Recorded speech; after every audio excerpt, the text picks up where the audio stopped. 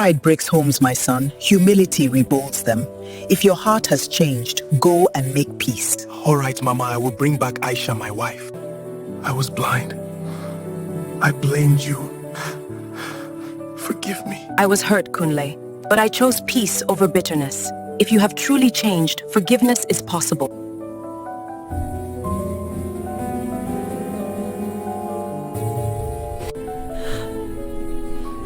I'm so sorry for my actions.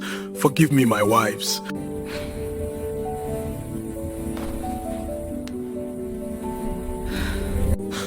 I don't want a son anymore.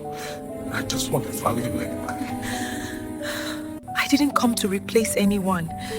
Let us raise these children with love, not competition.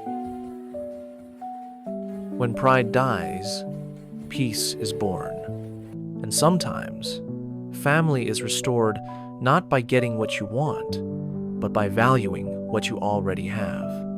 Let me know what your thoughts are about this story, and do well to follow our page for more stories like this. Thank you.